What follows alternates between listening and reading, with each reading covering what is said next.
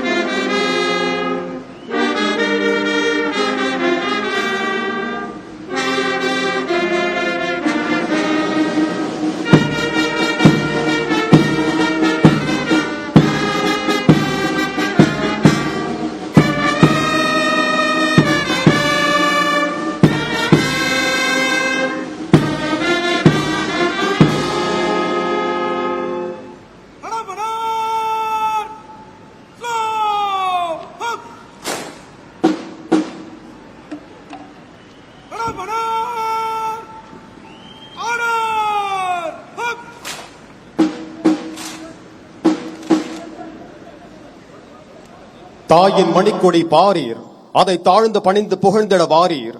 பாரதியாரின் இந்த பாடல் நம் தேசிய கொடியை தாயின் மணிக்கொடியாக போற்றி அதன் கீழ் நாம் அனைவரும் ஒன்றுபட்டு நிற்க வேண்டும் என்ற தேசப்பற்றையும் பெருமிதத்தையும் இத்தருணத்தில் எடுத்துரைக்கிறது. இந்த சுதந்திர தின நன்னாளில் மாண்புமிகு தமிழ்நாடு முதலமைச்சர் அவர்களை சுதந்திர தின விழா பேருரையாற்ற பணிவன்புடன் அழைக்கிறோம்.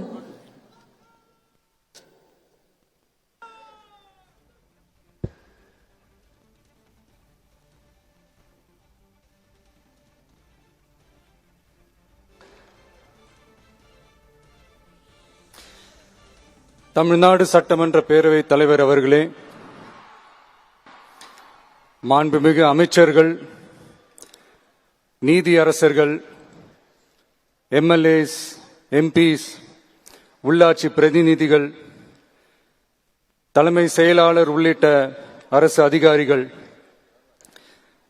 நம்ம தாய்நாட்டின் சுதந்திர போராட்டத்தில் பங்கேற்று இன்னைக்கும் வாழ்ந்துட்டு இருக்கிற தியாகிகள், தற்போது குடும்ப ஓய்வூதியம் பெற்று வரும் சுதந்திர போராட்ட தியாகிகளின் வாரிசுதாரர்கள், டிஜிபி உள்ளிட்ட அனைத்து காவல்துறை அதிகாரிகள், முப்படைகளை சேர்ந்த அலுவலர்கள், வீரர்கள், சிறப்பு விருந்தினர்கள், இன்னைக்கு இந்த சுதந்திர தினத்துல கோட்டையில கொடியேற்றுறத பார்க்க வந்திருக்கிற பொதுமக்களுக்கும், இந்த சுதந்திர தினத்தை கொண்டாடிக்கிட்டு இருக்கிற என் நெஞ்சில் குடியிருக்கும் தமிழக மக்களுக்கும், மாணவ மாணவிகளுக்கும் அனைவருக்கும் என்னுடைய சுதந்திர தின நல்வாழ்த்துக்கள், என்னுடைய வணக்கத்தையும் தெரிவிச்சுக்கிறேன். தங்களுடைய உயிரை, உடமைய, வாழ்க்கைய எல்லாம் இழந்துட்டு நமக்காக சுதந்திரம் வாங்கி கொடுத்த நம்ம சுதந்திர போராட்ட தியாகிகள், அதுல பிரபலமானவர்கள் மற்றும் பேர் தெரியாதவங்க அப்படின்னு இருந்தாலும் அவங்க எல்லாருக்கும், ஏன் அவங்க ஒவ்வொருத்தருக்கும் தனிப்பட்ட முறையில என்னுடைய வீர வணக்கங்கள்.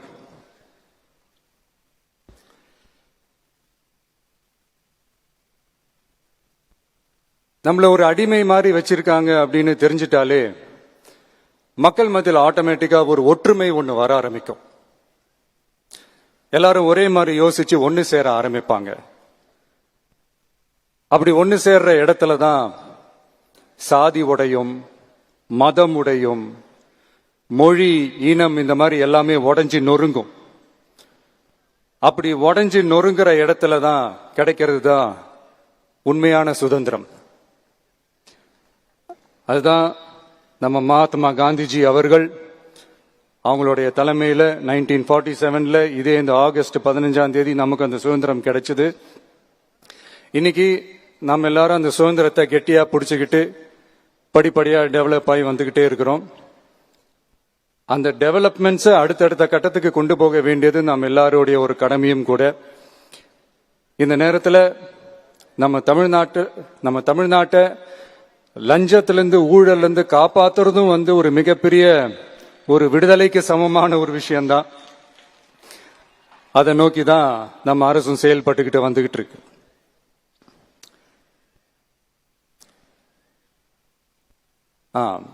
இந்த 386 ஆண்டு பழமையான இந்த கோட்டையில இங்க மேல ஏறி வந்து இந்த 80வது சுதந்திர தின நாள்ல நம்ம நாட்டோட தேசிய கொடியை ஏத்தி வச்சு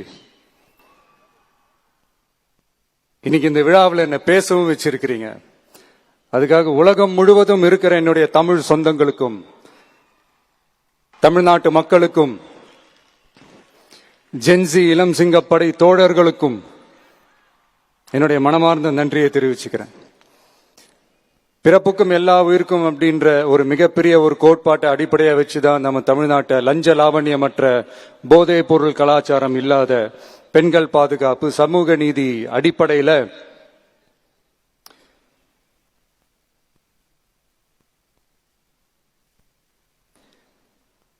ஒரு வெளிப்படையான, ஒரு உண்மையான, ஒரு நேர்மையான ஒரு நிர்வாகமா இதை நாம செயல்பட்டுக்கிட்டு வந்துகிட்டு இருக்கிறோம்.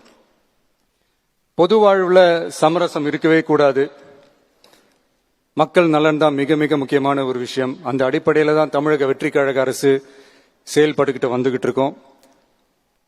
அதே அடிப்படையில தான் மக்கள் நலன் சார்ந்த திட்டங்கள்லையும் நம்ம சென்ட்ரல் கவர்மெண்டோட நிர்வாக ரீதியா ஒத்துழைப்போட இருக்கிறோம். But at the same time நம்ம தமிழ்நாடு கொள்கைகள்னு வந்துட்டா மாநில உரிமைகளுக்கு எதிரான முடிவுகளையும் சரி, தமிழ்நாட்டுக்கு எதிரான கொள்கை முடிவுகளையும் சரி நம்ம டிவிகே அரசு எப்பவுமே எதிர்க்கும். அதுல எந்த மாற்று கருத்துமே கிடையாது. அதே மாதிரி இதுக்கு முன்னாடி நிறைய திட்டங்கள்லாம் கொண்டு வந்திருக்காங்க.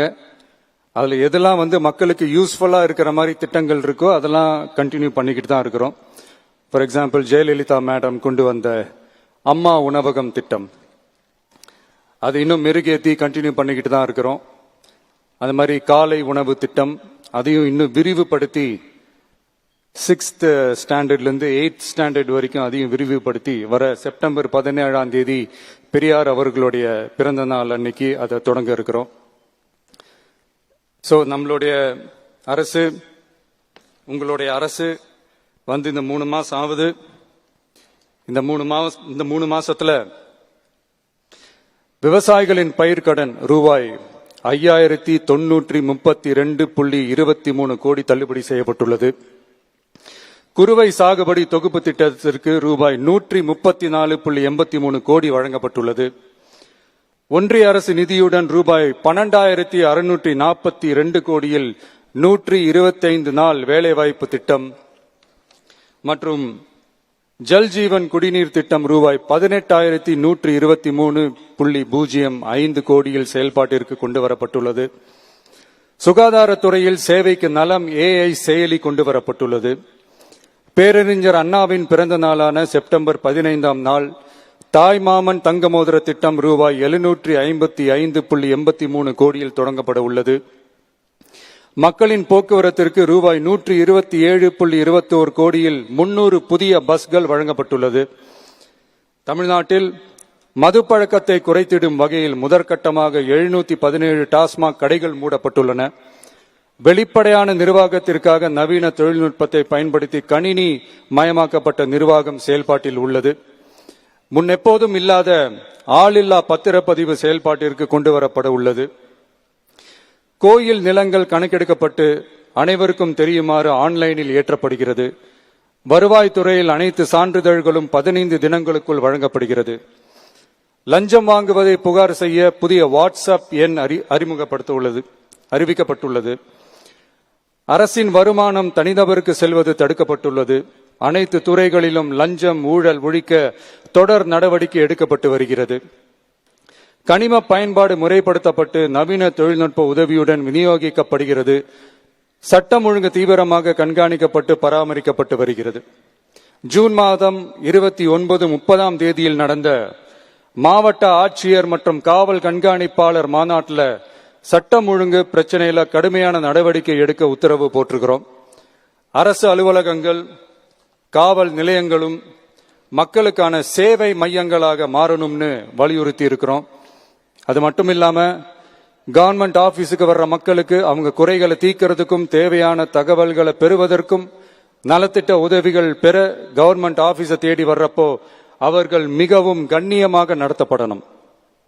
மக்களை கனிவா அன்பா நடத்தணும்னு சொல்லி இருக்கிறோம். மக்களை அலைய விடக்கூடாது. கோரிக்கைகளை நல்லபடியா ஆராய்ஞ்சு சரியான வழியில தீர்வை தர சொல்லி இருக்கிறோம். சுதந்திர போராட்ட தியாகிகள் தங்கள் உயிரை தியாகம் செஞ்சு கிடைச்ச சுதந்திரம் மிக சிலருக்கான சுதந்திரமா மட்டும் இல்லாம ஒவ்வொரு இந்திய குடிமகனுக்கும் சுய மரியாதை, சம உரிமை, சம வாய்ப்பு மற்றும் கண்ணியமான வாழ்க்கையை வழங்கும் உண்மையான மக்கள் சுதந்திரமா இருக்கணுங்கிறதே எல்லாரோட மிகப்பெரிய எதிர்பார்ப்பா இருக்கு. அதை நிறைவேற்றுற பொறுப்பும் நம்மளோடது தான். தமிழ்நாட்டு மக்களோட இணைஞ்சு தமிழகத்தை இந்தியாவின் முன்மாதிரி மாநிலமாகவும் உலக அளவில் வளர்ந்த நாடுகளுக்கு இணையா தமிழ்நாட்டு பொருளாதாரத்தை 2036 ஆண்டுக்குள் $1.5 trillion உயர்த்திட நாம உறுதியேற்போம். மக்களே, எல்லாரும் ஓட்டு போட்டுட்டோம். உங்க அண்ணனை, உங்க தம்பிய, உங்க பிள்ளைய எல்லாரும் ஜெயிக்க வச்சு முதலமைச்சரா ஆக்கிட்டோம். அதனால நம்ம கடமையெல்லாம் முடிஞ்சிருச்சுன்னு சொல்லி யாரும் ஒதுங்கி போயிடாதீங்க. இனிமேதான் நீங்க நம்மளோடவே கூடவே இருக்கணும். உறுதியா நம்ம அரசோடவே கூட இருக்கணும். அப்பதான் உங்களுக்காக இருக்கிற எல்லா நல்ல திட்டங்களையும் என்னால செயல்படுத்த முடியும். 8 கோடி பேரோட அந்த பிரதிநிதி தான் முதலமைச்சர் பதவின்னு சொல்லுவாங்க. அதனாலதான் சொல்றேன், மக்கள் தான் ஆட்சியாளர்கள். இங்க நானு எல்லாருமே, அங்க இருக்கிறவங்க எல்லாருமே மக்களோட சர்வன்ட்ஸ். அப்படிதான் நான் அதை பாக்குறேன். வாங்க எல்லாருமா சேர்ந்து நம்ம கடமையை சேர்ந்து செய்வோம்.